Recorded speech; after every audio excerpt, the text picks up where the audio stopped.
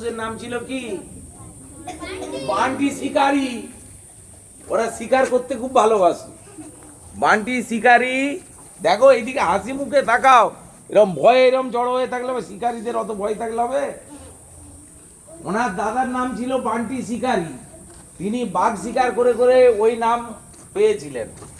বাঘ শিকার করতে পারতেন বলে, হেসে দেখাও, হেসে, বাঘ শিকার করতে পারতেন বলে তার নাম ছিল বান্টি শিকারি। আর ওনার নাম হচ্ছে বনি শিকারি। উনি মুরগি মারতে পারেন বিরাট। সকাল থেকে অনেক জায়গাতেই মুরগি ধরার চেষ্টা করেছেন, বন মুরগি ধরার চেষ্টা করেছিলেন, কিন্তু পারেননি বলে মন খারাপ। উনি বলেছিলেন বন মুরগি ধরে স্কুলে তোমাদেরকে খাওয়াবেন, কিন্তু দুর্ভাগ্যবশত আজকে জলজড় হয়ে যাওয়ার জন্য সকাল থেকে বন মুরগিরা বন থেকে বেরোয়নি, তার জন্যে পারেনি। তো ওই জন্য ওর মন খারাপ হয়ে গেছে। কিন্তু ও বলেছে, ওর দাদা বলেছে যে যেদিন স্যার বন মুরগি পাবো সেই দিনই আমরা স্কুলে খাও সব ছেলেদের। আচ্ছা, বিউটিফুল টেস্ট। আজকে সব ছেলে আসেওনি না, বাবা বন মুরগি খাওয়ার নেশায় সবাই এসেছিল।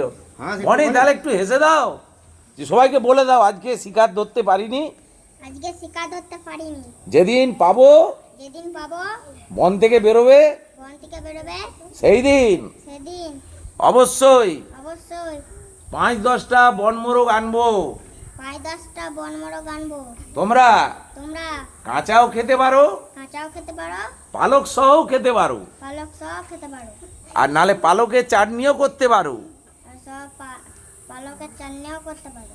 আর তার পটি দিয়ে তার পটি দিয়ে ফেয়ার অ্যান্ড লাভলিও বানাতে পারো। লাভলিও বানাতে পারো। দিদিরা সেটা মেখে ফর্সা হতে পারবে। ফর্সা হতে পারবে। হ্যাঁ, আমার জন্মদিনে আমি এই আশীর্বাদ করি। আমার জন্মদিনে আমি এই আশীর্বাদ করি। হ্যাঁ, যে তোমরা সবাই আমাকে একটু জড়িয়ে ধরে হাসি ঠাট্টা আমোদ আহ্লাদ করো। আমাকে জড়িয়ে ধরে হাসি ঠাট্টা করো। আচ্ছা, বলো আগেই আমি কেক লজেন্স সব খাইয়ে দিয়েছি, আজকে পারলাম না বলে আমি দুঃখিত।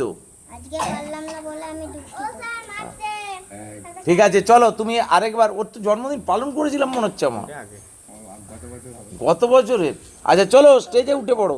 আমার ঠাকুরকে ডেকে স্কুলে এসেছেন, তিনিই চন্দনের ফোঁটা পরিয়ে দেবেন বনির কপালে। নাও, আবার বনির সঙ্গে সঙ্গে ঘুরে গেছি। দেখো বনির কত, মানে বনি কত ব্রেনি। বন থেকে বেরিয়েছে বলে ওর নাম বনি, আবার বনের মধ্যে দাঁড় করিয়ে দিয়েছি। মনটা খুবই খারাপ বনমোরগ না পাওয়ার জন্য। ঠিক আছে, এবারে আশীর্বাদ করবে আমাদের সৌমি দিদি।